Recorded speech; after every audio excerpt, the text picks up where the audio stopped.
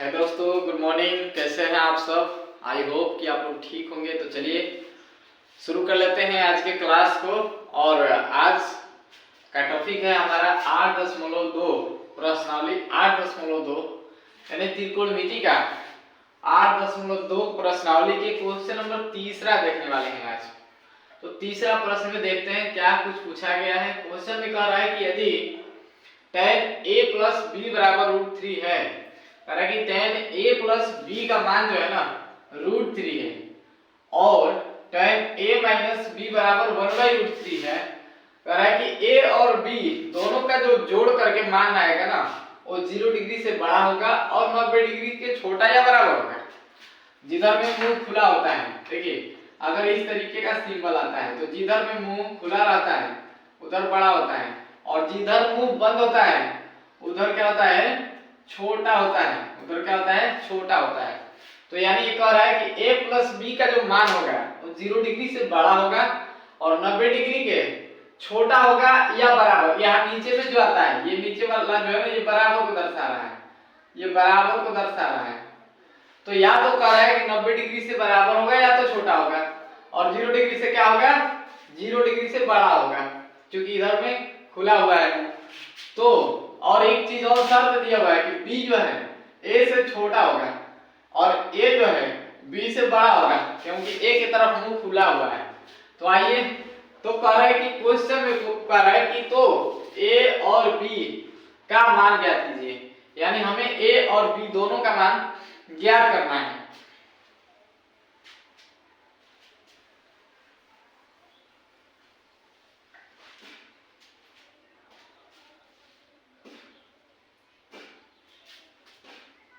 तो आइए देखते हैं, जो दिया है उसको लिखेंगे पहले।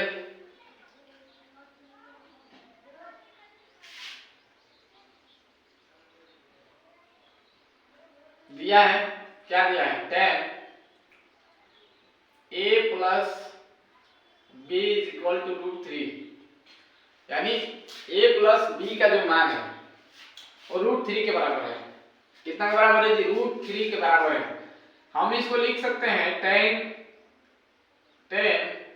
a plus b is equal to, अगर बात करें √3 की तो √3 जो होता है वो tan में कितना डिग्री का मान होता है, तो tan में 60 डिग्री का मान होता है। कितना डिग्री का मान होता है, tan में 60 डिग्री। तो हम इसको लिख सकते हैं डायरेक्टली tan 60 डिग्री।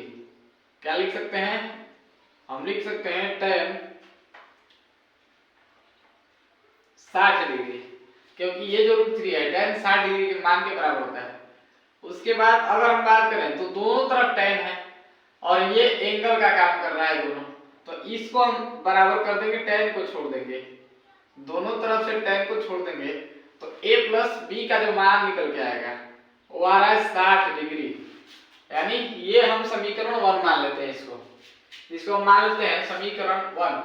और एक शर्त और दिया है यहाँ, tan a minus b is equal to 1/√3 दिया हुआ है, 1/√3 दिया हुआ है।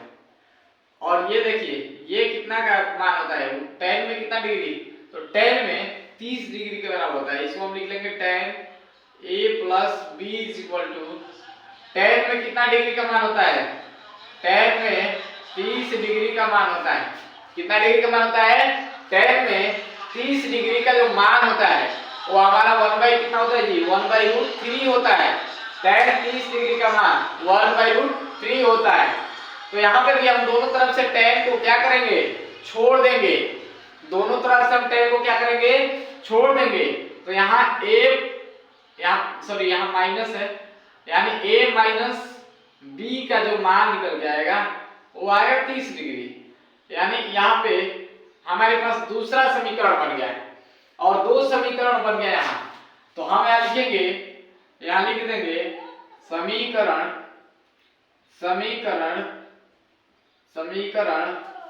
1 और 2 को जोड़ने पर, क्या करने पर, जोड़ने पर। तो जोड़ते हैं, देखिए पहले इसको उतारते हैं, a plus B is equal to 60 degree, यानी a प्लस बी का जो वैल्यू दिया है 60 डिग्री दिया हुआ है, और a माइनस बी का वैल्यू दिया है, a माइनस बी का जो वैल्यू दिया हुआ है वो दिया है 30 डिग्री। और दोनों को हम चूंकि जोड़ रहे हैं तो यहाँ पे जो प्लस है ना इसको जोड़ लेंगे, एक ए 2a हो जाएगा, और ये चूंकि प्लस माइनस है तो कट जाएगा, ये दोनों का हो जाएगा कट जाएगा, तो कटेगा, यहाँ पे तो कुछ बचेगा नहीं, बराबर ये 60 और 30 जोड़ लेंगे, 60 और 30 कितना हो जाएगा, 90 डिग्री हो जाएगा, 60 और 30 90 डिग्री हो जाएगा। तो हम यहाँ a का मान निकालेंगे, यहाँ से a is equals to 90 degree ऊपर बटा में 2 आ जाएगा, कटेगा 45 बार में, यानी 45 डिग्री आ गया हमारे पास, यानी a का जो वैल्यू आ रहा है, a का जो वैल्यू आ रहा है कितना हो गया 45 डिग्री। और जब a का वैल्यू आ गया तो हम a का वैल्यू किसी भी समीकरण में रख सकते हैं, यहाँ पे हम रख देंगे a का मान समीकरण 1 में रखने पर, चलिए तो a का वैल्यू अगर हम समीकरण 1 में रखते हैं तो a प्लस बी बराबर है 60 डिग्री, a प्लस बी बराबर है 60 डिग्री। तो यहाँ a का मान हम लोग निकाले हुए हैं 45 डिग्री प्लस b बराबर 60 डिग्री, ये 45 प्लस में है, दाहिनी साइड जब जाएगा बराबर के तो माइनस में हो जाएगा, यानी हमारे पास जो वैल्यू निकल के आएगा b बराबर हो जाएगा 60 डिग्री और माइनस 45 डिग्री, यानी जो घटाएंगे हम तो इसको घटाने के बाद जो b का वैल्यू निकल के आएगा हमारे पास वो आएगा 15 डिग्री, कितना आ जाएगा 15 डिग्री हमारा आ जाएगा। अतः हम यहाँ लिख सकते हैं, अतः एंगल a बराबर जो है, एंगल a बराबर 45 डिग्री और एंगल b बराबर हमारे पास मान जो निकल के आ रहा है वो आ रहा है 15 डिग्री, और यही हमारे पास आंसर हो जाएगा। तो मैं उम्मीद करता हूं कि ये तीसरा क्वेश्चन आप सभी को अच्छे तरीके से समझ में आ गया होगा। तो चलते हैं क्वेश्चन नंबर 4 की ओर। क्वेश्चन नंबर 4 में पूछा गया है कि बताइए कि निम्नलिखित में कौन कौन सत्य है या असत्य है, कारण सहित अपने उत्तर की पुष्टि कीजिए। कह रहा है कि सत्य या असत्य की पहचान करना है और बताना है, अपने कारण को उत्तर को अब कह रहा है कि कारण के साथ यानी कारण सहित अपने उत्तर की पुष्टि करना है। तो एक एक करके इसमें 5 प्रश्न है, एक एक करके हम 5 प्रश्न को देखेंगे और इसमें से ऑब्जेक्टिव प्रश्न जो है बनते हैं आपके एग्जाम में। तो आइए क्वेश्चन नंबर पहला जो कह रहा है कि sin a plus B is equal to sin a plus sin b, क्या ये दोनों बराबर हैं? तो आइए हम जांच करके देखते हैं। जैसे अगर बात करते हैं sin a प्लस बी बराबर sin a plus sin b, क्या ये दोनों बराबर हैं? चलिए हम देख लेते हैं। जहां a और b जो है ना एंगल है, कोण का काम कर रहे हैं, तो हम दोनों a और b का कुछ मान रख देते हैं, कुछ मान रख लेते हैं। जैसे अगर मान लेते हैं, यहाँ पे मान लिया कि a बराबर 30 डिग्री है, मैंने मान लिया a बराबर 30 डिग्री है और b बराबर हम मान लेते हैं 45 डिग्री। b बराबर हमने क्या मान लिया 45 डिग्री मान लिया, कुछ भी मान सकते हैं, या चलिए हम b बराबर 60 डिग्री मान लेते हैं, कुछ भी मान सकते हैं। तो चलिए अब a और b का वैल्यू रखते हैं इसमें और देखते हैं दोनों का मान बराबर आ रहा है कि नहीं आ रहा है। तो sin a का मान देखिए a यहाँ पे a है तो a के जगह पे क्या रखेंगे 30 डिग्री प्लस b के जगह पे हम 60 डिग्री रख लेंगे, बराबर यहाँ भी sin है, a के जगह पे हम a है तो a के जगह पे हम 30 डिग्री रख देंगे, प्लस है तो प्लस, sin है तो sin, और b के जगह पे हम 60 डिग्री रख देंगे।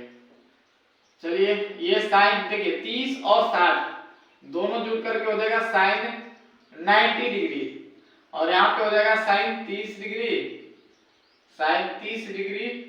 प्लस sin 60 डिग्री, साइन में अब वैल्यू रखिए, साइन में 90 डिग्री का मान जो होता है, साइन में 90 डिग्री का मान 1 होता है और 30 डिग्री का मान होता है साइन में 1/2 और साइन में 60 डिग्री का मान होता है √3/2, √3/2। क्या ये दोनों बराबर हैं? क्या ये दोनों बराबर हैं? तो इसका एलसीएम लेकर भी आप देख सकते हैं 1 + √3 हो जाएगा और ये दोनों जो है ये दोनों बराबर नहीं है, दोनों बराबर नहीं है, तो ये तो सत्य नहीं है जी, ये क्या है? ये असत्य है, अतः ये असत्य है।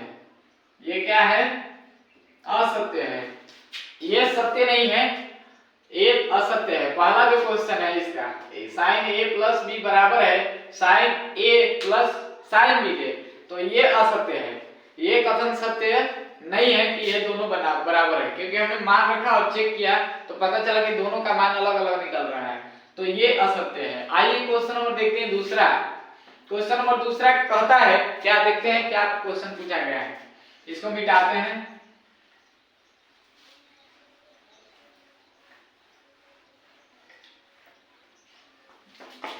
क्वेश्चन नंबर दूसरा में पूछ रहा है कि थीटा में वृद्धि होने के साथ साथ कह रहा है कि जब थीटा में वृद्धि होगी, थीटा का मान जब बढ़ेगा तो कह रहा है साइन थीटा के मान में भी वृद्धि होती है। क्या यह सही है? आइए जांच करते हैं कि थीटा में वृद्धि होने पर साइन थीटा के मान में भी वृद्धि हो रहा है कि नहीं हो रहा है, यानी थीटा में वृद्धि करना, जैसे साइन थीटा का मान हमें जांच करनी है तो थीटा का मान बढ़ा करके देखते हैं। पहले हम मान लेते हैं थीटा का मान 0 डिग्री, यानी थीटा बराबर पहले हम 0 डिग्री रख लेते हैं, तो 0 डिग्री रखेंगे तो क्या आएगा? साइन थीटा का मान, यानी साइन 0 डिग्री, 0 डिग्री का जो मान आएगा, साइन 0 डिग्री का मान कितना होता है? 0 होता है। उसके बाद हम थीटा बराबर अपनी बात 30 डिग्री रख लेते हैं, 30 डिग्री रख लेते हैं, तो साइन 30 डिग्री का जो मान आता है, साइन 30 डिग्री का जो मान आता है वो हमारे पास कितना आता है? साइन 30 डिग्री का मान जो आएगा 1/2 आएगा। साइन 30 डिग्री का मान जो हमारे पास 1/2 आ गया, लेकिन इससे तो ये बड़ा ही है। उसके बाद फिर थीटा बराबर, चलिए एक बार हम 60 डिग्री रख लेते हैं या 45 डिग्री रख लेते हैं, 45 डिग्री रख लेते हैं, तो साइन 45 डिग्री का जो मान आएगा, साइन 45 डिग्री का मान जो आएगा 1/√2 आएगा। साइन 45 का मान 1/√2 आएगा। उसी तरीके से अगर हम थीटा के जगह पे अगर हम 60 डिग्री रख लेते हैं तो 60 डिग्री रखने पर साइन थीटा का जो वैल्यू निकल के आता है, साइन 60 डिग्री का जो वैल्यू निकल के आता है वो आता है √3/2। साइन थीटा का मान यानी 60 डिग्री पे होता है √3/2। उसके बाद अगर हम बात करते हैं कि थीटा बराबर अगर हम 90 डिग्री रख लें, थीटा बराबर अगर हम 90 डिग्री रखते हैं तो 90 डिग्री पे साइन थीटा का मान जो होता है, यानी साइन 90 डिग्री का मान जो होता है वो होता है 1। कितना होता है? 1 होता है। तो ये कथन सत्य है, क्योंकि पहले 0 का मान जो हमने साइन 0 डिग्री का मान देखा 0 आया था, साइन 30 डिग्री का मान 1/2 आया था, जिसको हम बोल सकते हैं 0.5 बोल सकते हैं। तो ये थोड़ा सा बड़ा हो गया, 0 से थोड़ा सा बड़ा हो गया। उसके बाद 45 डिग्री पे 1/√2 है, जो कि ये थोड़ा सा ज्यादा हो जाएगा। उसके बाद sin 60 डिग्री √3/2 है, ये थोड़ा सा उससे भी ज्यादा हो जाएगा, और sin 90 डिग्री का मान सबसे ज्यादा हो गया। तो ये कथन जो है ना, ये कथन सत्य है कि थीटा में वृद्धि होने के साथ साथ sin थीटा के मान में भी वृद्धि होती है। तो ये कथन जो है सत्य है, बिल्कुल ये कथन जो है सत्य है। आइए क्वेश्चन नंबर देखते हैं तीसरा। अगला प्रश्न क्या पूछा गया है? अगला प्रश्न जो है हमारे सामने इस प्रकार से है, कहा कि थीटा में वृद्धि होने के साथ cos थीटा के मान में भी वृद्धि होती है। क्या ये कथन सही है? क्या ये कथन सत्य है? आइए हम लोग जांच करते हैं। आइए देखते हैं इस क्वेश्चन को कि ये कथन सत्य है या असत्य है, सही है या गलत है। तो पहले हम लोगों ने साइन की जांच किया था, अगली बार हम लोग जांच करने वाले हैं cos थीटा, यानी थीटा का मान वृद्धि करना है तो cos थीटा। अगर हम मान के चलते हैं कि यहाँ पे 0 डिग्री रखते हैं, थीटा बराबर 0 डिग्री रखते हैं, तो हमारे पास जो cos 0 डिग्री का मान बनेगा, cos 0 डिग्री का मान हमारे पास आता है 1। कितना आता है? 1 आता है। उसके बाद अगर हम बात करते हैं 0 डिग्री से बढ़ा करके हम थीटा को और करते हैं 30 डिग्री, तो थीटा का मान अगर हमने रखा 30 डिग्री, तो जो cos 30 डिग्री का मान आएगा, जो cos 30 डिग्री का मान आएगा वो कितना आएगा? cos 30 डिग्री का मान होता है √3/2। अगर हम बात करें थीटा को 45 डिग्री कर देते हैं, तो थीटा को 45 डिग्री अगर कर देते हैं तो cos 45 डिग्री का जो मान निकल के आता है वो हमारे पास 1/√2 आता है। उसके बाद अगर हम बात करते हैं थीटा के जगह पे हम 60 डिग्री कर दें, तो 60 डिग्री करने के बाद cos 60 डिग्री का जो वैल्यू निकल के आएगा वो हमारे पास 1/2 आता है। 1 बाई क्या आता है? 2 आता है। अगर बात करते हैं थीटा में 90 डिग्री का मान, तो 90 डिग्री का मान यानी cos 90 डिग्री का जो मान निकल के आएगा हमारे पास वो आ जाएगा हमारे पास 0। तो क्या ये बढ़ रहा है, क्या ये बढ़ रहा है या घट रहा है? तो देखिए cos में 0 डिग्री का मान 1 था और घटते घटते घटते घटते 0 आ गया। तो ये कथन बिल्कुल असत्य है, यानी थीटा में वृद्धि होने के साथ cos के मान में जो होता है कमी होता है, वृद्धि नहीं होता है, कमी होता है। असत्य है ये कथन, ये कथन जो है बिल्कुल असत्य है, ये कथन जो है बिल्कुल असत्य है। आइए क्वेश्चन नंबर हम देखते हैं, क्वेश्चन नंबर हम चौथा देखते हैं। ये था हमारे पास तीसरा प्रश्न, ये हमारे पास तीसरा प्रश्न था। तो आइए अब देखते हैं चौथा क्वेश्चन में कह रहा है कि थीटा के सभी मानों पर, थीटा के सभी मानों पर sin थीटा और cos थीटा बराबर होता है। क्या ये सही कह रहा है? क्या ये सही कह रहा है? आइए जांच करते हैं। तो इसको मिटाते हैं।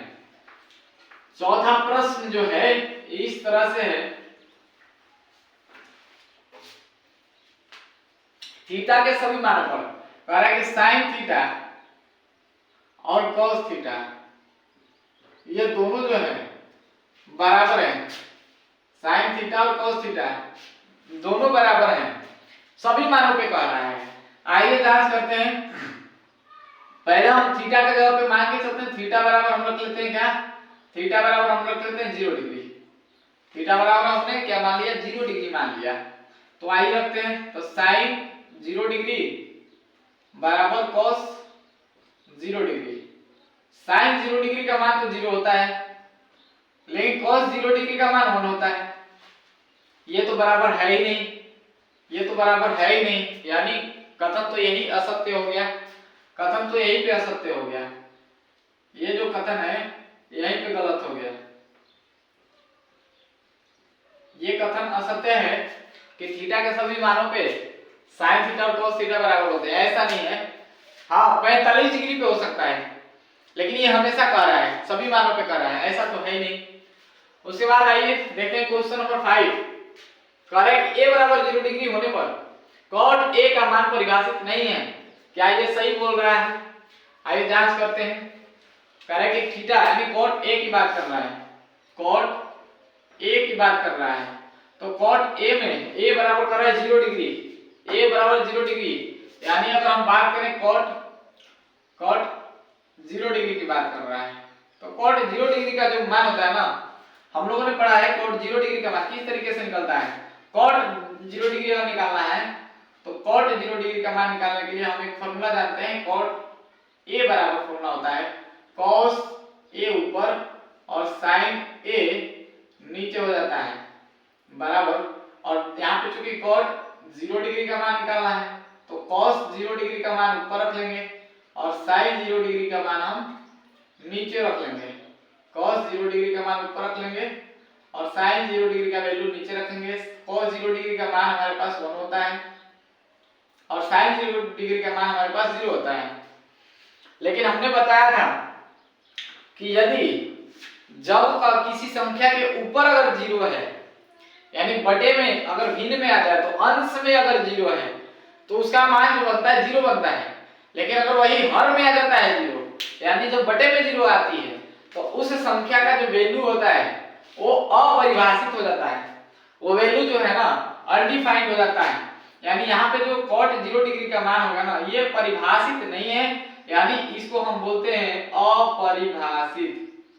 अपरिभाषित इसको हम क्या बोलते हैं? अपरिभाषित। तो ये सही बात है। अपरिभाषित का मतलब ये होता है कि परिभाषित नहीं है। तो परिभाषित नहीं है यानी अपरिभाषित है।